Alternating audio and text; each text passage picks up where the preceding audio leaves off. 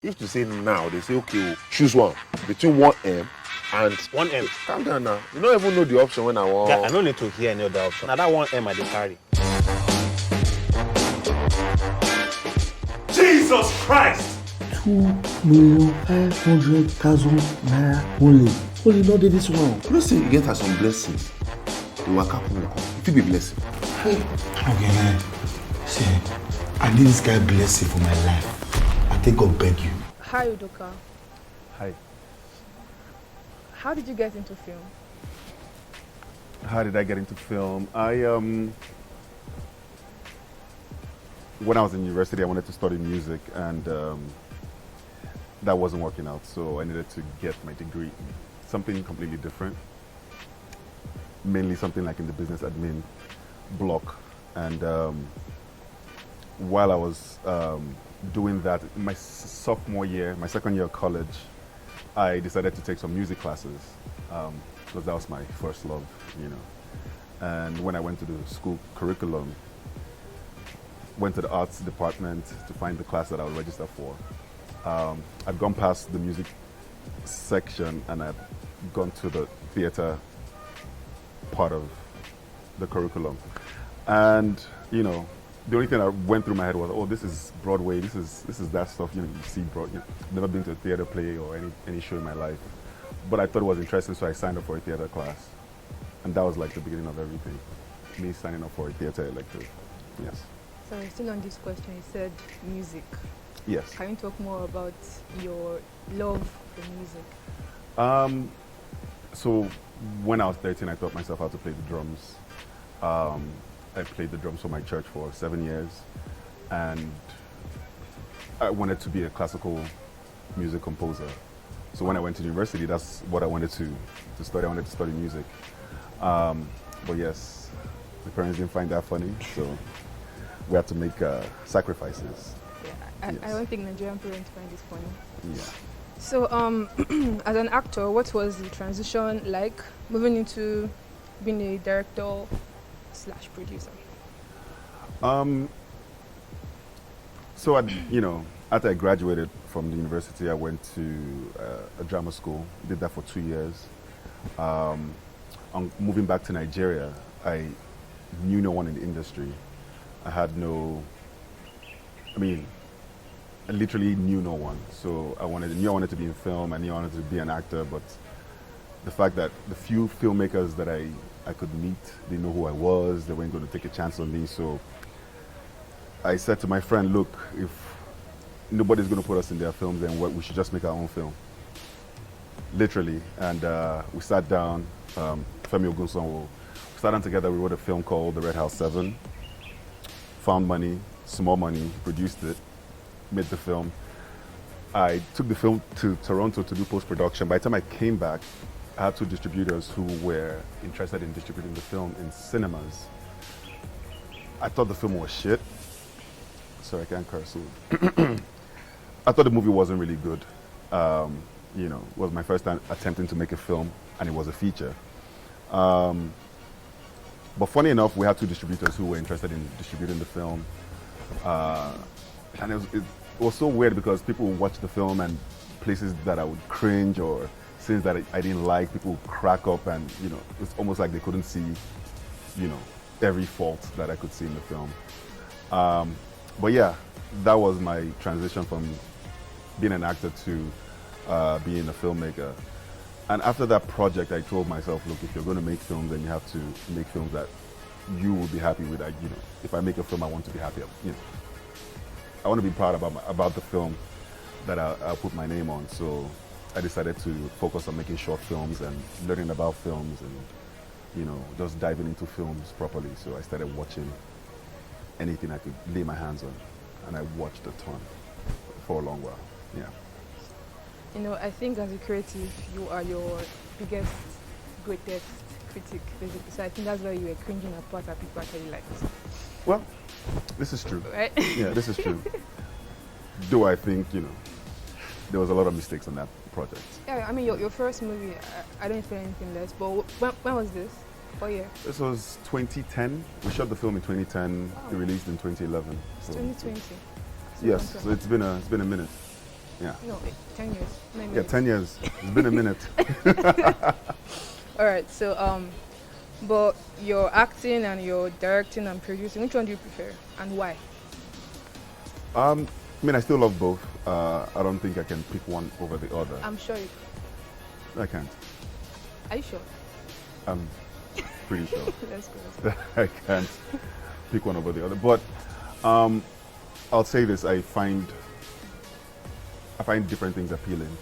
I love acting. You know, I there's something spontaneous about about becoming, a character. But it's very instant. It's very. How do I describe this? It feels more like work in a sense, while when I'm making a film, when I'm behind the cameras, it's more like birthing. It's more like giving birth to something, like a baby, something that, More natural. What's that? More natural. I don't know if that's the word I'm looking for, but there's a different kind of joy I get from both, and I think directing or making a film has a long-lasting effect when it comes to how I feel about the project. No, you just basically just said you prefer directing over I acting. didn't. Basically. I did not. I prefer directing. I love them both, but I feel differently about both. Yes. Right. So, what milestones would you say you are most proud of? I think I can answer this, but just go. No, go ahead. No, What? I'm thinking you're looking for money with your friend and doing your first movie. I mean, I would think that would be your one of your milestones. No, that was a hustle. That wasn't even a milestone. I'm not going to say that as a positive. That was us. In the streets hustling. But a good milestone for me was when I got the role on Tinsel, playing Safgaria. Playing the role on Tinsel, I'll say is a big milestone because I came into the industry as a filmmaker, and I started to know people in the industry because they knew me as a director.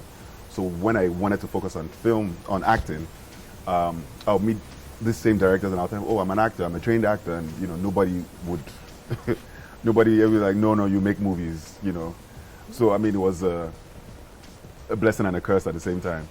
But after I got the role on Tinsel, playing one of the main characters on the show,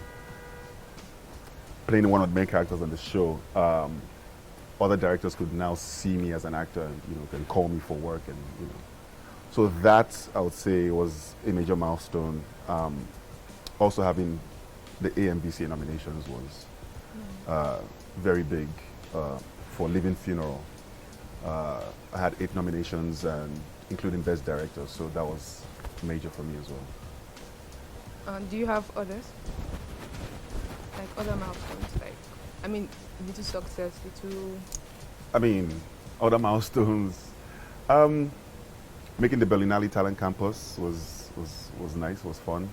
Having my films in major film festivals, Rotterdam. My film I've screened in New York, in LA, all over the world, pretty much. So, and it takes me around the globe too. So, yeah. Nice. Okay. So, where do you go to for inspiration when it comes to film? So I never went to film school. I couldn't afford it when I wanted to. So I go to the same thing. I go to films. I watch a ton of films. I've seen films from like the 20s, the 30s, silent movies, black and whites, all the classics. Pretty much all of Hitchcock's films. Stanley Kubrick. I think I've seen everything he's made. Scorsese, Elia Kazan, another one of my favorite directors. So I watch a ton of films. I watch a lot of foreign films, Israeli, Iranian, German, everything. Anything I can lay my hands on, I would watch and study. So yeah. All these movies you just mentioned, any of the actors today, is there anybody you look up to, old or new? I'm pretty sure old. I'm sure you're also. Definitely old. I'm a huge James Stewart fan. I'm a huge Cary Grant fan. Also Marlon Brando, one of my heroes. Yeah. So yeah. Okay. Three Thieves. How did you get in on this project? How did I get in on Three Thieves? So I've been working with Trino Studios for a few years before this project came along. I had done a short film for them called Las Guinea Vice, and I also acted in their first feature called Sylvia. So after I did Las Guinea Vice, I think the executive producers of the studio, they really liked the short, and they already had this. They already had the script for Three Thieves. I think they already had someone attached to it, but I don't know what happened. It didn't work out. And they called me. They were like, "Oh, we have this feature, and we really like what you did with the short. Would you be interested?" So that's, with the studio, we became like family pretty much. Because I'd done the short, I'd been in their feature, and we just clicked. So it just felt natural working with the studio, and that's how Three Thieves came about. But we've done more since then. We've done 3 more short films and another feature that is in post currently with the studio. Yeah. Okay. What was/is shooting like? Three Thieves? I think shooting in general, being a director. I'll talk more about Three Thieves because, making this film, I think this was one of the easiest project that, I'd had to shoot. And I say that because pre-production was rigorous. Like, I wanted to make sure I checked everything that needed to be done on the film, with the actors, with the locations, with equipment, like everything that we needed to do. Every single thing, I wanted to make sure everything was ready and nothing would stress any of the actors out on set when we begin shooting, or nothing would stress me out on set. It helps when the money is there. So, big ups to Trino Studios. Everything I needed, they provided. And I think that's, as an independent filmmaker, I think it's what every project I've made before this was, I fight for everything, This was one project where I need this, it's available. I need that, I need this equipment, it's available. I need this, the actor needed, everything was ready and everything was available. So it was quite easy. I wasn't stressed while I was shooting. It was a blessing, I would say. Yeah. I think not being stressed when you're working is like one of the best things that can happen. No, trust me. I think making a film in general it's difficult to make a good film. When you want to make a good film, it's very, very difficult. But trying to make a good film in Nigeria is next level difficulty. Yep. Nothing is readily available. Somebody's always going to Make a mistake. What will go wrong will go wrong. What is not supposed to go wrong will go wrong. So always having that spare, having professionals, working with professionals. The crew they were fantastic. The actors were professionals. Having the finance to back everything up is also a very big plus. Yeah. All right. While shooting, what are the challenges you experience? Because I know that every what's it called? Everything everybody does has challenges. Basically, music has its own, acting definitely has Yeah. its own. So for this particular project, for Three Thieves, like I said earlier, I didn't really have that much of a challenge, but we shot in Festac, and trust me, Festac boys, if you know the hood of Festac, where we had to shoot at least maybe a third of the film, we had the hood boys would come out and be like, Pay for harass. We've paid already, but every day they will come, we'll give them food or we'll give them something, So it was just that, constant harassment from the hood boys. It wasn't bad because, not to get overly, we had sorted out. We sorted out who we're supposed to sort out. So when they come, they don't really come with that much aggression, because there's repercussions for them if they overstep. But if I'll think of anything that gave us just a little bit of stress, it was probably that. Yeah. But okay. But despite making a comedy, it seems the film also wanted to touch on some topics like preference of sons over daughters in contemporary Nigerian society.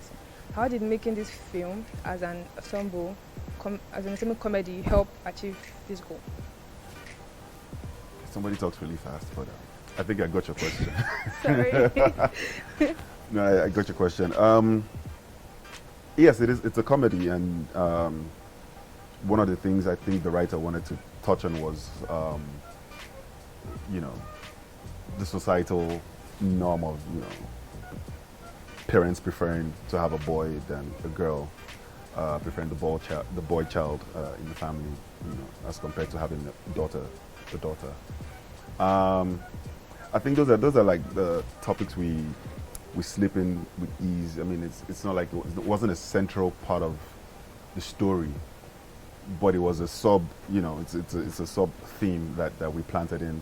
Because that's the reality of the society we live in. Every family wants the male child, and we've placed so much reverence on the male child. So we wanted to highlight that. That issue, and he also propelled the character of the little girl who, gave her a reason, to run away from home because she felt unwanted, and I think when you drop, societal issues like that, in a subtle way in a film, we as the audience or people, the audience can pick up on those things, and they can look within themselves and decide how they want to tackle that problem. Right. Okay. I mean, as a female child, I tell you that it's difficult being a female child in a society when everybody wants male. But my dad never made me feel bad for being a female. Anyways. You see, that's why we need to drink with him. The exuberant energy of the three friends and their expressionistic performance unfolded in the first act section of Lagos. Was the authenticity of the location important to the film? And tell me why. Yes. I think there were just a few places we could, location-wise, that we could use to make the film feel really authentic. And First Act was just ideal. I mean, it shows you where, when you read the script, you get a sense of where these characters are in life. The three friends that are down and out on their luck, they're surviving. They go out every day to find food for that day, And First Act was just the ideal location. It's old, rundown. And I wouldn't call it a slum, but it has that low-income housing feel to it. At the same time, it's a very cinematic place, so it was very ideal for me. And when we're scouting for places to use, I think we only maybe had about 2 or 3 places, and First Act was our first choice. And happy we got the location. Nollywood popularly revolves around popular themes like love, marriage, and conflict, with mother-in-laws, betrayal, deception. How does such description apply to Thieves? I